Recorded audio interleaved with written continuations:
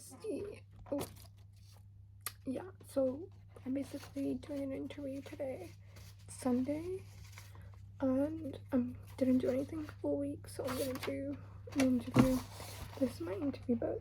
It's got every research for every interview I've ever done. See? Yeah, so do it for me. I'm trying to go on like a social media cleanse, and I haven't used the app since morning. I've like shut my phone down, but I decided to open it up again for this. Also, there is going to be some noise in this because I am still doing some research, which means watching a bunch of YouTube videos.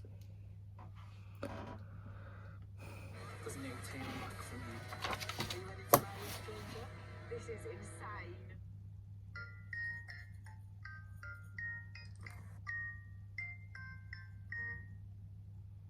Gave us, would it be weird if we tried to turn that into the ottoman? And so now it's it's like such a huge centerpiece for this living room, and I love it so much, and it just reminds me of her every time we're in here. I love it. We're ready? I believe in you. This is I can actually take credit for this contribution to the house. 100%. This wallpaper is the one decision I made. So this is actually designed by Matt Ritchie and Yorma Taccone of The Lonely Island, who's a fellow Berkeley High School graduate. It's got just a whole bunch of inside baseball references to the Bay Area. Mac Dre, E40, Dennis Richmond. My favorite one is Dennis Richmond, who was a news anchor, local Channel 2 news anchor. You really have to be essentially my age and from the Bay Area to know who that is. It's a deep cut. Alice Waters is on there. Too Short is on there. Joe Montana is on there. It's a Super Bay specific wallpaper, and it also apparently looks good in a powder room. Everybody that comes to our house at one point or another uses this room, and so every time every single person comes out and says, yo, that wallpaper, and I'm like, it was him. Everybody likes it. One of the biggest projects and kind of one of the only rooms that we renovated in the home, there was a very different kitchen here originally, and the reason we never eat in the dining room is because everybody ends up here, and it was kind of the one room in the house that I didn't love. It was all white, it was all marble, and it had like upper cabinets, and we took all those down and had these amazing brass shelves installed, and we painted the lowers green. But I think end result is amazing, and it's such a focal point of the house artistically, but I also think just everybody walks straight in the front door and into his room and pulls out a chair and sits down, and we sit here for hours. We did the other night. But yeah, this is 100% the heart of this home. Just fits in perfectly now. It's close to the bar also. But yeah, we did make a bar. This used to be a desk that we didn't use, so we turned it into a bar, which we use a lot. Let's go upstairs. Oh, I forgot about this. This is all you. This is a big old punch card clock from like the late 19th century, I think. But Emmy's brilliant idea was. Yes. This is, so we didn't know what to put here, so I found actual punch cards, and now when we have friends come to visit, they sign a punch card, and it's just an amazing reminder. We've got amazing friends and family, and I'm just so grateful for them. Before you go upstairs, just take a look in here right quick. This was Emmy's quarantine project. This is not wallpaper. She spent several days on a ladder hand painting each of these little black hash marks. I mean, I had the time. She did. I thought it was crazy until it was done, and now I think it's totally beautiful. We also spent a ton of time here. It's actually such a functional room. Do so much writing here. This is actually one of my favorite features of the house is the runner on these stairs. We decided to get a bunch of rugs and have them all fused together to make one long runner. That's like totally unique to us and different. And also, the stairs are the first thing you see when you walk in the front door, so it just kind of introduces us and our style to you. You can't miss it. Can't miss it. And these are recycled coffee.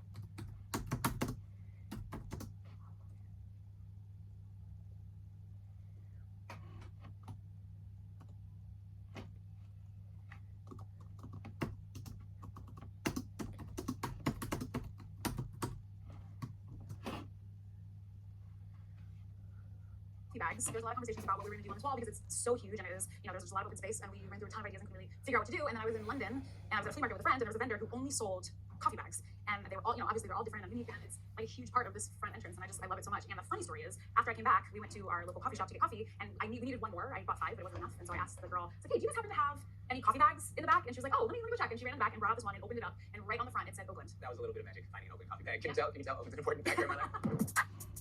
Welcome to our designated press room. If you have seen either of us in an interview in the past 2 months, it has been in this room. This was supposed to be an accent wall wallpaper, and clearly that wasn't enough for me, and so we did the whole room. This is actually Barbara's room. This is Yeah, my mom calls this her room.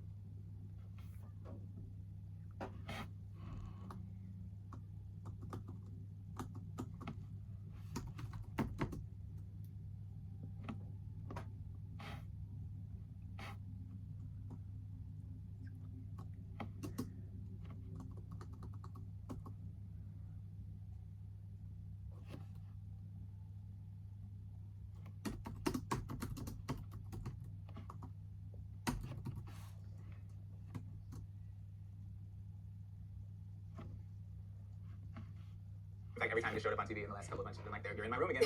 Perfect size for her. Perfect size. This is our other guest room. That was the blue room. Has a very beachy, soothing feel to it. A lot of friends have stayed in this room. This room has kind of been home for a lot of our friends. Like, you know, that's why we bought this house and have made it so homey. And also the macrame, not to like boast, but the macrame over the bed, I made. It's another Hemingway version. You know, because we got time. So I like a craft. What can I say?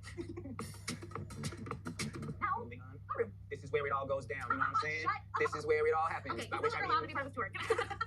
I mean that she goes to sleep and I eat cookies on Yes, the floor. I go to bed at a sensible hour, 9, and then she stays up till 3 in the morning eating cookies. But I learned to do it on the floor so I don't leave evidence in the bed. I know every day that he's been mousing about in the middle of the night. Every day. This is our amazing bed that I completely fell in love with. The first time in my life I've ever had a king bed. But I think obviously our favorite part of this room is that the Obamas sitting on sandwiches is the art that we have chosen for our bedside tables. Because why wouldn't you want the Obamas sitting on sandwiches? Check out Celebrities on Sandwiches on Instagram, and you can have your very own Barack sitting on a tuna melt. This is actually another outtake from Joanna DeGeneres' photo shoot that she did of us. That's downstairs as well. She was like, I love that you didn't like any of the actual photos I took and only wanted the outtakes. I think that's because we can't take ourselves seriously, so I love that photo. I'm just really happy. These chairs are pretty new too. We love that they are all different. You don't sort of know what you're Yeah. gonna get when you order them. They just chip. No two are the same, and so I was hoping they were going to be very, very different, and they are. And they're also so cozy. And this is a good reading moment. This is, I think, also where he may or may not snack while asleep. Maybe. It's possible. Welcome to the backyard. Did you miss us? It's his a favorite long spot. trip from upstairs. It's his and Luna's favorite spot. This is mostly where I am. I'm only wearing clothes because you're here, generally speaking. I'm just in my bathing suit, floating around in the water. Straight out of bed into swim trunks into the pool. We spend so much time out here. It's a little breakfast nookie moment, sun tanning. That's actually a perfect spot for naps. Is the cabana over there. You can find David over there. Pretty That's often. today. I'm just pointing out all those napping spots. I think that's It's a little bit. I nap a lot. I mean, that's a lot. This actually was a project we took on with Mandy as well. This entire backyard used to be grass, and it just was a space that we didn't really use. And so we kind of wanted to create an oasis and kind of a way to kind of use the entire space. And so we decided to build this deck and an amazing fire pit that we are at constantly. And I don't think you're supposed to make marshmallows on a fire pit, but we do. Turns out it works. Turns out it works.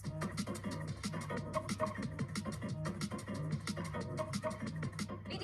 I gotta take another nap to take up enough of my very busy schedule. I gotta go lie down.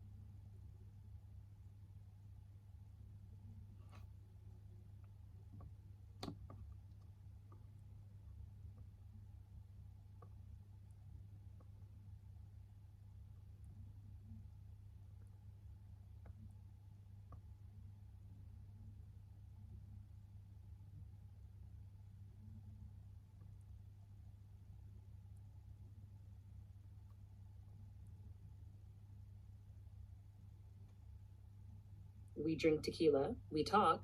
Welcome to Team Tequila Talk. Talks off with a cheers, which is what we're prepping for right now. Lovely. And I'm going to explain what we're cheersing in just a second. We have our special guest, Annie Baker Redmond, and you've seen her somewhere on TV for sure, or even on the Broadway stage. You know, I dabbled on board sometimes. Well, you're a true artiste all over the place. Okay, well, let's cheers. Let's cheers. Let's talk it with some sparkling bubbles after we cheers to our guests. Awesome. Options. Okay. So this is basically a sparkling skinny. I'm making mine sparkling for sure. Ooh. Okay. Yep. Ooh. A little pepper. Oh. Okay. So the perfect amount of sour. Yeah, so sweet. this is skinny. So we asked everyone what you wanted to drink for this episode. You love a skinny marg and open to mezcal, which Yes. we love because not everyone is open to mezcal. Mhm. But we also asked you for a list of maybe some of your favorite brands. Yes. And we have worked with a few of those brands. We know and love several of those brands. Yes. And we thought that we could do a little side-by-side comparison. Okay. I love it. So this is this exact same recipe. It's just that Juice. Testing soft net. Honey nut. Delmegay, but we love it. Yeah. They have like a, they have like a plethora of different types. Yeah. They have like 15 or something. It's crazy. Yeah. Crazy. Yeah. They're all very distinct and Mhm. different. Yeah. The Vita's my favorite. I used to drink this a lot just on the rocks with like just a squeeze of fresh lime. Like it's just The plain. Vita is very drinkable. That was Yeah. something that we learned. We had Jen from Delmegay, and she brought several different options, and we were just really exploring the space of which one do you do with someone that maybe isn't a natural mezcal drinker, which one, right? And gin. I mean, I don't understand people that drink. Full body chills. PTSD. Yeah. Truly. Juice PTSD. Truly. And I think I had one of those nights on a really cheap gin, and so then gin has been off the table. In indigenous in Mexico, mezcal has been around for a while, but I think it depends. It depends on the meal. Definitely. I will say I just forgot another summer cocktail that I'm really getting into. But because I'm not really a gin drinker, is a mezcal Negroni. Oh, I love a Those mezcal are really sweet. Those are becoming a big feature in our house. I love a, normally sometimes me and Sandra, we go out and we end our night. We'll sometimes share a Negroni at the end of the night because we're like, you know what, let's just share this Negroni. Yep. And with the mezcal Negroni, Yeah. a good bartender Yes, and the right vermouth. has to be balanced. Ooh, Has to be balanced. Yeah, I- not all mezcal Negronis are created equal. Not all anything's created equal. But you know what, I will say this. To have your margarita or any type of tequila with your dinner, I think drinks are not like cigarettes. And I know it would be weird if someone took a bite of a burger and then had a cigarette. Yeah. That would look weird, but I do think flavor profiles when it comes to food, I do think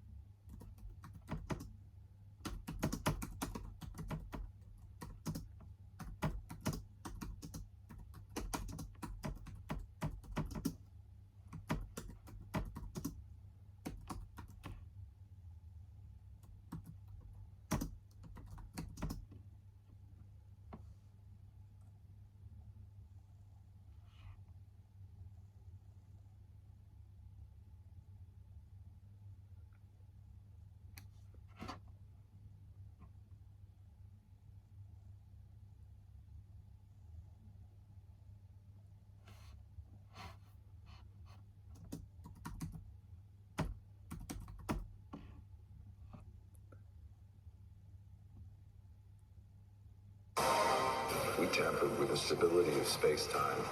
The multiverse is a concept about which we know frighteningly little. Hello, Peter.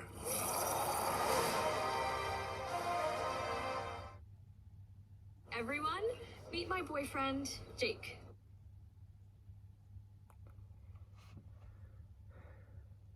What's up, everyone? What is all over your feet?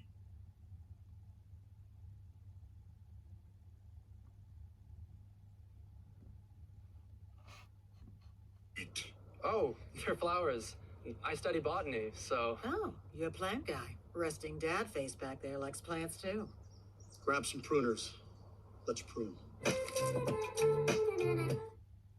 She's had to be strong for so long. Sorry, that's my doorbell. I'm doing okay. Yes, you're bringing the people the content they need right now. Name it that made you first say, I have to be an actor. You know, it's so funny because I still don't know that I've ever had that chat with myself. I still don't think I've ever kind of do the things that make me happy and I think will fill me and you know, artistically, but also just my soul and feed my soul. And so, you know, I grew up in a musical house and I played a lot of sports and I did like community theater and in a performing arts high school.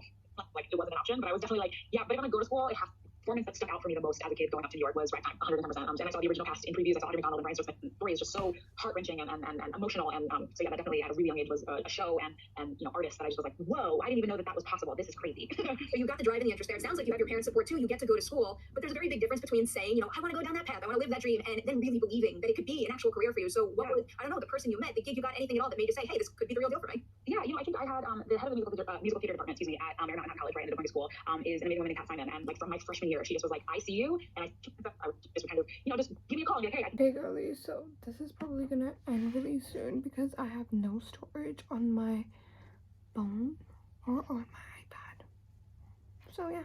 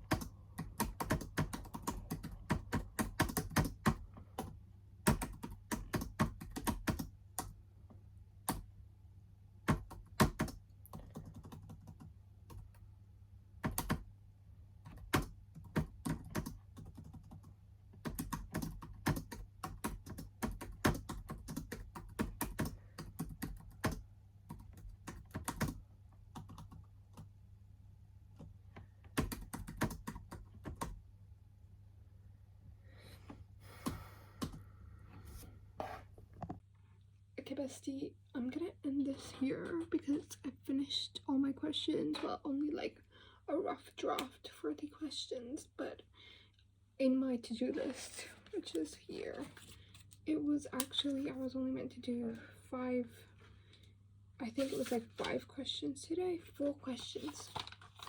And I've done more, which is, I've done 13 or 14, which is an accomplishment for me. I probably can't carry on with this video because first of all, I'm done, but I could have like done an email and stuff still.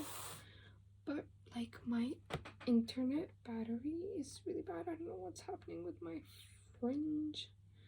Okay, yeah, not my internet, my storage space, dead. These fucking 20 something videos are really impacting my storage space for my iPad right now and my phone, because every 5 minutes it would be like no storage. Then I would have to like delete stuff and start again. So this actually took like 2 to 3 hours to actually do because it was so annoying, but also it was an excuse for me to procrastinate. But yeah, I'm hopefully gonna just, you know, fix everything up tomorrow or maybe even tonight because I've got a little bit of amped up for it. But yeah, bye bestie.